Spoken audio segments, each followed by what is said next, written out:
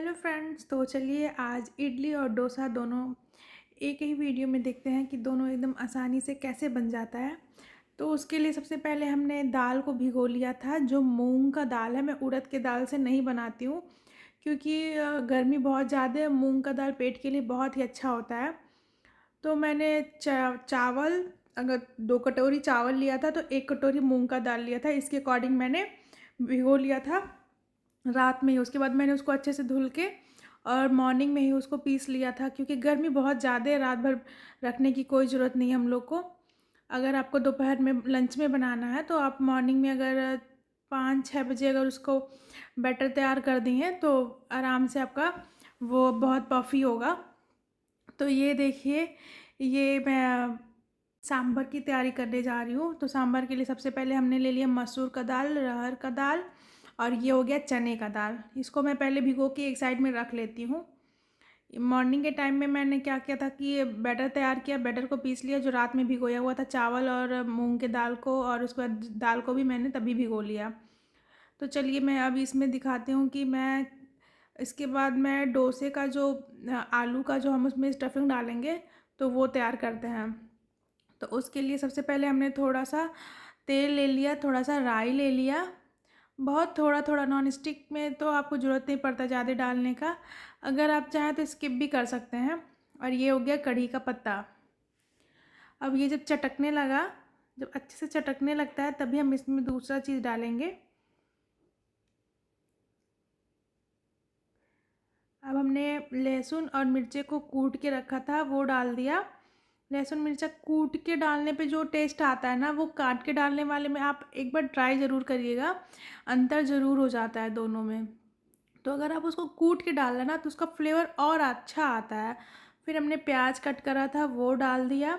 अब प्याज को हम कुछ देर थोड़ा सा भून लेंगे और फिर हम डाल देंगे इसमें टमाटर, क्योंकि टमाटर को डालने से ना उसमें टेस्ट बहुत अच्छा आता है। तो कभी कभी होता है कि हमारे घर में कुछ लोग इडली नहीं खाते हैं, उनको डोसा चाहिए होता है, तो आप दोनों तैयार कर सकते हो एक बार में ही। आपको ऐसा नहीं लगेगा कि अरे इडली भी बनाना है डोसा भी बनाना है। अगर आप मॉर्निंग में कुछ बना रहे हो, लाइक दाल बना रहे हो या कुछ ऐसा, तो आप उसमें आलू 2-3 बॉयल कर सकते हो। तो मैंने क्या करा था, दाल बना रही थी तो मैंने उसमें 2 आलू बॉयल कर लिया था, क्योंकि हमारे घर में 1 से 2 लोग ही हैं जो डोसा नहीं खाते हैं, बाकी लोग इडली खा लेते हैं बहुत पसंद से। सॉरी, जो डोसा ही खाते हैं, इडली नहीं खाते हैं, तो उनके लिए मैं यह बना रही हूँ। तो मैंने थोड़ा सा हल्दी डाला, नमक डाला और बॉयल आलू जो था वो डाल दिया। और उसके बाद थोड़ा सा मैंने इसमें मैगी मसाला डाला, जो बहुत अच्छा टेस्ट आता है। क्योंकि सबको ज़रूरी नहीं है कि सब मतलब एक फैमिली में सबको इडली पसंद हो या डोसा ही पसंद हो। तो मैं जब भी बनाती हूँ तो मैं ऐसे ही बनाती हूँ, क्योंकि नाश्ते में मैं कुछ बना रही होती हूँ तो उस समय मैं ज़रूर ऐसा ही करती हूँ कि आलू बॉयल कर लेती हूँ और फिर बैटर थोड़ा सा पतला कर दूँगी इसका, तो डोसा बहुत अच्छे से बन के तैयार हो जाएगा। देखिए मैंने जो इडली का बैटर लिया था उसमें ही पानी डाल दे रही हूँ, मैं देख रही हूँ कि कितना पतला हो रहा है, तो उसके अकॉर्डिंग मैं पानी डाल डाल के थोड़ा थोड़ा पानी डाल के उसको पतला करूँगी। तो आप देख सकते हैं वो पतला हो गया है। अब मैं डोसा का तवा रखूँगी और इस पे बहुत थोड़ा सा मैं घी लगाती हूँ, क्योंकि बच्चों को खाने के लिए मैं स्पेशली बच्चों के लिए ही तो उड़द का दाल नहीं डालती हूँ, मैं मूंग का दाल ही डालती हूँ। आप मूंग के दाल का ट्राई करिएगा, डोसा बहुत अच्छा होता है। और होता है ना कि प्रेगनेंसी में भी आप उड़द नहीं खाना, मतलब होता है लोग कहते हैं नुकसान करता है, किसी को कर जाता है नुकसान, किसी को सूट भी कर जाता है। तो भाई मैंने तो नहीं खाया था, मैं यही वाला डोसा और इडली खाती थी, मूंग का ही खाती थी। और गर्मी में स्पेशली मूंग का ही खाना चाहिए। तो आप देखिए मूंग का मैंने बनाया है, कोई अंतर नहीं लग रहा और टेस्ट में भी कोई अंतर नहीं आता है। तो ये हमारा डोसा थोड़ा बन के तैयार हो गया है। अब इसमें हम आलू का स्टफिंग लगा देंगे।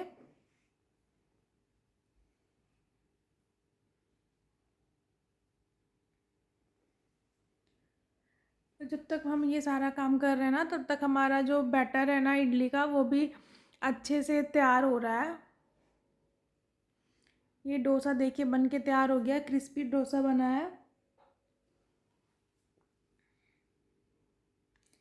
अब डोसा तो तैयार हो गया, अब हम इधर तैयारी करने जा रहे हैं सांभर की। तो उसके लिए हमने ले लिया ढेर सारा कढ़ी का पत्ता, क्योंकि हमारे इडली और सांभर की क्वांटिटी काफ़ी ज़्यादा है। हम लगभग 8 लोगों का बना रहे हैं। तो हम उसमें डाल रहे हैं ये भिंडी। तो भिंडी को सबसे पहले हमको थोड़ा भुनना होगा। तो ऐसा होता है कि भिंडी को अलग भुनो, फिर ये मतलब फिर उसको पलटी करो। तो इससे करने से अच्छा है कि आप एक बार तेल डालो, उसमें राई डालो, कढ़ी का पत्ता डालो और भिंडी को पहले डालो। जो सब्ज़ी आपको लगे कि इसको भुनना चाहिए अच्छे से, उसको पहले डाल दो। तो मैंने भिंडी को पहले डाल दिया, उसको थोड़ा भून लिया। फिर मैंने उसमें डाल दिया था बैंगन, कद्दू ऐसे करके। और इधर आप देख लीजिए डोसा का प्लेट भी मैं उसको उधर डाल दी थोड़ा सा भुनने के लिए। और इधर डोसा का प्लेट भी मैं लगा के दिखा रही हूँ कि ये मस्त डोसा बन के तैयार है। और मैंने नेक्स्ट इससे पहले वाले रेसिपी में दिखाया था आपको कि 2 तरह की चटनियाँ। तो आप अगर दोनों चटनियाँ आपको पसंद आए तो हमारे चैनल को लाइक और सब्सक्राइब ज़रूर करिएगा। और इस चैनल में हम आपको सिर्फ इडली, डोसा और सांभर बनाना दिखाएंगे। तो हमारा वो सब्ज़ी जो भुन चुका था, तो अब हमने कुटी हुई लहसुन, मिर्च और प्याज को तेल में डाल दिया।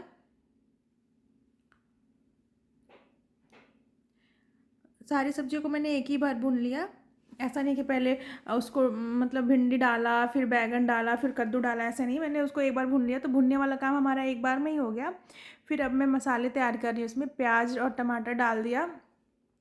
मैं इसमें हल्दी नमक डाल के रख कुछ देर के लिए छोड़ूंगी, क्योंकि ये थोड़ा सा पक जाता है नमक डालने के बाद। देखिए तो कुछ मात्रा तक पक गया। तो अब इसमें हम सांभर मसाला डालेंगे।